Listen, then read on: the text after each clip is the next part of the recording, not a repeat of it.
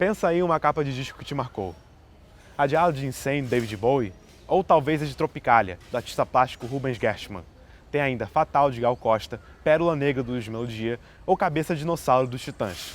Foi a partir dos anos 1950 que as capas passaram a ser essenciais para os discos.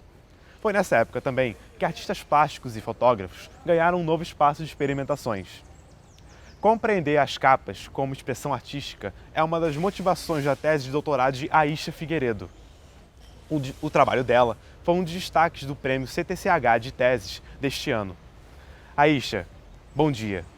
Em que medida as capas são um objeto indissociável do projeto do artista? Eu gosto de pensar elas como um projeto indissociável porque eu acho que elas contribuem para a construção desse sentido musical maior que a letra e a música já trazem, né? Então, quando você tem uma boa capa, no geral ela foi pensada junto com aquele conteúdo e aí você consegue construir um sentido maior que ultrapassa o conteúdo do próprio disco e aí os dois se juntam fazendo uma obra de uma certa maneira total, né? Porque você tem um visual, a escuta e tá tudo ali junto, né? Em que momento e por que as capas ganham importância artística? Nos Estados Unidos é um cara que chama Alex Steinweiss, que trabalhava na Columbia Records, que começa a fazer de fato umas capas mais ilustradas. Imediatamente aquilo reverte num grande sucesso, assim, porque começa a chamar mais atenção. Antigamente as capas elas eram envelopes de papel pardo, vazados no meio, só com aquele selo que você conseguia ver que já estava prensado direto na bolacha, né, com as informações do disco. E aí ele começa a fazer essas capas mais ilustradas e tal, e aquilo realmente tem um impacto muito grande, né? E aqui no Brasil, é mais ou menos pouco tempo depois, assim, já começam a fazer essas capas ilustradas. Com artistas, eu sempre destaco que um momento importante para isso é uma capa do Di Cavalcanti, do final dos anos 50, que ele faz para um disco da Aracide Almeida, do Noel Rosa. Paralelamente a isso, você tem muitas capas de discos infantis, né, tipo Branca de Neve, Três Porquinhos, não sei o que era uma coleção produzida pelo Braguinha e uma série de artistas também ilustrou essas capas de disco infantil. Se eu não me engano, um dos primeiros acho que é a Branca de Neve mesmo. Isso nos anos 50. E aí, em algum momento, assim, nos anos 50 também você tem o Irineu Garcia, que era um cara, acho que ele era um jornalista, enfim, agora me fugiu, mas ele cria esse selo que chama Festa, aqui no Brasil, no Rio, né? Onde ele lança discos de poesia e música mais erudita, assim, mas principalmente poesia, e essas capas são sempre feitas por artistas plásticos que ele vai chamando. E aí você tem capa da Milka de Castro, da Lígia Clark, do Ivan Serpa, Paulo Mendes Campos, enfim, uma série de artistas. Aí eu acho que esse é um momento bem expressivo. O André Midani conta isso na biografia dele, assim, que ele chega no Brasil, ele meio que de gaiato consegue um emprego ótimo, assim, na Odeon, e ele tinha vindo da gringa, né, onde as capas já eram super desenvolvidas, assim, de uma certa forma. E aí ele chega aqui e ele acha as capas horrorosas, super cafonas e tal. E aí uma das coisas que ele fala é que ele começa meio que a incentivar a galera a trabalhar numa nova visualidade dessas capas, sabe? Então também, óbvio que faz parte de um momento que o Brasil estava mudando muito com o design, com a arquitetura, com tudo, né? Com a música, principalmente, enfim. São aqueles anos daquele boom, né? Dos anos 50. Então, óbvio que não é totalmente descontextualizado eles começarem a pensar isso nesse momento e de ter uma estética mais clean, que não é tão carregada, né? Mas o Midani, ele fala isso, né? E aí, por exemplo, ele fala que ele junta uma galera na Odeon para fazer umas capas mais interessantes. Aí, se você for ver, tem umas capas da Odeon que são clicadas pelo Stupakoff, que é um fotógrafo super renomado. E aí, na sequência, também, o Aloysio de Oliveira, ele abre o próprio selo dele, né, que é a gravadora Elenco, e aí ele chama o César Vilela e o Chico Oliveira para fazer essas capas, e aí ele cria toda uma base, né, de uma visualidade, porque meio que são sempre os mesmos elementos com poucas variações, são sempre aquelas fotos super contrastadas, com aquelas intervenções em vermelho, enfim, ele cria uma base, né, para isso.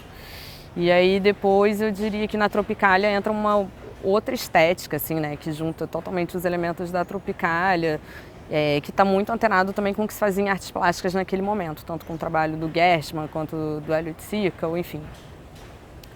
E aí cria-se essa nova visualidade muito mais carregada, mais colorida, mais, enfim, mais explosiva, né? Você cita em seu trabalho a capa do disco Canções Populares do grupo Norte e Sul, do conjunto Farroupilha. do trio Nagô, lançado no final dos anos 50, que traz a seguinte frase na parte inferior do disco: "O bom está no disco, a capa é proteção." Como uma capa aparentemente simples ganha expressão artística? Então, essa capa eu acho ela muito curiosa, eu acho ela muito irônica, na verdade, porque ela é do final dos anos 50, ela tem uma estética super clean, né, porque é uma capa branca com o título ali em preto, de uma certa forma antenada com toda uma estética de capas que se fazia naquele momento. Como as capas foram se transformando ao longo do tempo? Não, então, quando elas começam, elas estão nesses envelopes de papel pardo, com aquele selo, uma coisa muito simples, assim. Aí depois começam a fazer essas capas muito mais ilustradas, mais coloridas, porque veem que isso também faz vender muito mais disco, né? Também as gravadoras começam a capturar esses artistas, esses fotógrafos, porque elas veem que tem todo um mercado para isso, né? E para construir essa estética, enfim. E você vê que nos Estados Unidos, principalmente, assim, cada gravadora tem uma estética muito marcada, né? Se você pegar os discos da Blue Note, as capas do Francis Wolff tem sempre a mesma estética, aqueles cantores, aqueles músicos de jazz em sessão de estúdio, aí eles aplicam um filtro, uma fonte, né? Enfim, é bem padronizadão. E elas vão se transformando, acho que também junto com a tecnologia, entre aspas, né? Tipo, depois quando você passa para o CD, vai ser uma capa muito menor. Em algum momento ainda lançam as coisas simultaneamente em LP e em CD, depois rapidamente o LP vai desaparecer, aí fica um bom tempo aquela coisa do CD. Depois do CD também começa a desaparecer e hoje em dia quando você vê, você está numa imagenzinha no Spotify e aquilo bem ou mal tem que dar... Acho que hoje em dia elas são pensadas para dar conta de uma certa visualidade num espaço muito pequeno, assim, você tem que absorver um máximo de informação visual, sei lá, nesse espaço muito pequeno, né? E não sei, acho que na gringa tem muita gente que fica pensando nas capas justamente nesse formato, né? Sei lá, eu fico pensando no Pharrell, por exemplo. Mas aqui no Brasil eu confesso que eu nunca parei para pensar muito em quem faz isso bem. Uma pessoa que eu acho que faz muito, que pensa muito a visualidade da obra como um todo, tanto em clipe quanto em disco, enfim, álbum, né? É a Cell, né? Tipo, ela tem todo um projeto, assim, quando ela chega com um disco novo, geralmente ela pensou tudo ali. Ela pensou o figurino dela do show que está alinhado com a estética que ela mostrou na capa de disco, que está alinhado com aquela sonoridade, tipo, ela cria todo um universo, né? Tipo, ela é uma dessas artistas mais contemporâneas que eu acho que fica muito ligada nisso, assim.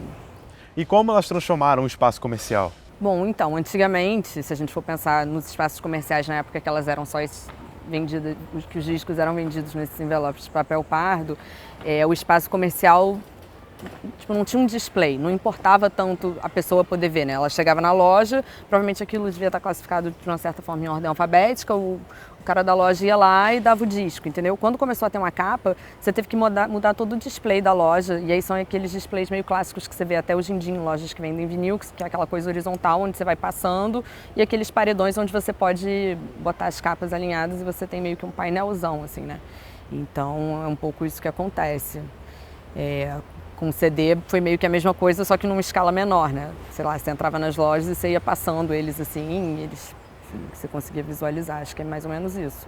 E hoje em dia, enfim, é isso, né? Um Spotify, uma plataforma de streaming de música, você tá lá e você tá rolando com o dedo para ver, e é menor ainda, porque você só consegue ver ela um pouco maior quando você clica para ouvir aquela música, né? E ainda assim é no espaço da tela do celular, raramente a gente vai focar muito, assim.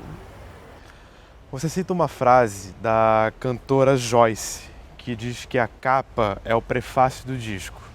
Nesse sentido, qual o significado artístico das capas brancas que você analisa? Essa parte onde a capa é o prefácio do disco, né, é uma frase que ela cita e que me remete, de uma certa maneira, a um livro do Genet, né, onde ele fala das capas de livro. E aí é por isso que eu fiz essa ponte, né, no meu trabalho. Mas quando eu penso nas capas brancas, e aí você me pergunta sobre prefácio, como é que é a capa branca num prefácio e tal, eu não sei, quando eu falo das capas brancas, né, eu tenho, sei lá, 2 pontos de partida, digamos assim, né? Um deles é a literatura, com o poema do Mallarmé, por exemplo, e o outro é o Malevich, né, com aquele quadro branco sobre branco. Então, eu acho que são essas influências de literatura, de poesia visual, no caso das capas brancas, o que remeteria a um prefácio e esse link com a literatura talvez fosse isso, mas na verdade, eu acho que a Joyce, quando ela fala do prefácio, do disco, ela fala, cara, é a primeira coisa que você vai ver antes de fato entrar naquela audição, né, naquela leitura do disco, né. E aí, por a capa branca remeter a uma série de referências culturais que habitam o nosso universo, né? Tem todo um repertório. E aí depois, principalmente depois dos Beatles, que de fato abraçam essa coisa da capa branca e tal, isso vira uma influência para uma série de discos depois. Eu acho que é você ter um certo repertório cultural para conseguir fazer essas relações, na verdade. E ver que aquela capa vai te remeter tanto às artes plásticas, quanto à poesia, quanto, enfim, mil coisas, né? Tipo, eu falo também de uma coisa, de um autor japonês, né? Com uma estética mais clean e tal, enfim, acho que é mais por aí. E quais são suas capas preferidas? Cara, eu acho muito difícil escolher uma capa preferida. Eu posso te falar uma ou outra, assim, que eu acho que são capas muito boas. Por exemplo, a capa do Fatal. Eu acho uma capa incrível, que é uma capa do Luciano Figueiredo e do Oscar Ramos. Acho ela brilhante, assim, uma capa que pega os poemas do Ali Salomão, e é uma capa que representa muito uma geração, né? Um momento, assim, um momento onde se fazia as coisas de uma forma muito coletiva, e aquilo está super representado naquela capa, né? As fotos são do Ivan Cardoso e de mais um outro fotógrafo. Você tem a parte dos poemas visuais do Ali, todo aquele design do Luciano Figueiredo e do Oscar Ramos, aquelas imagens da Gal, aquelas fotos de galera, né? E você vê que tudo aquilo era feito de uma forma coletiva mesmo. Então é uma capa que representa muito um momento, né? E aquelas pessoas que estão envolvidas na capa são as pessoas que estão envolvidas na produção do show, né? Que foi a gravação de um show ao vivo, né? Que aconteceu no Teresa Raquel. E acho que é isso, assim, essa é definitivamente uma das capas que eu acho das melhores, assim, pelo menos nos anos 70. Fora ela, eu gosto muito da capa do Cores e Nomes, do Caetano, que é uma capa sobre a qual eu falo muito na minha tese, né? Que eu acho que é uma capa muito completa também, assim, ela pega tanto todos, né, é um disco muito rico, né? É porque o Caetano faz isso de uma forma muito brilhante, né? Ele costura a vida pessoal dele com a vida musical, enfim, com a carreira e tal, e aquilo também transparece naquela capa, né? Porque você tem toda aquela coisa do pai com o filho, que está extremamente presente na capa, está presente no disco também, não só nesse disco, em outros. A questão da família do Caetano está presente muito em toda a obra dele. Se você reparar, está em mais de uma capa, né? Então é super interessante você ver isso. E a capa do Cores e Nomes ainda tem uma questão da poesia visual que é super forte também, e que é muito bem trabalhada, assim, na estética, né? Ela é uma capa muito diferente, porque ela é uma capa cheia de recortes, é uma capa que foi super cara para fazer na época, enfim, é super rica visualmente. Obrigado, Aisha. José Abreu para a TV PUC.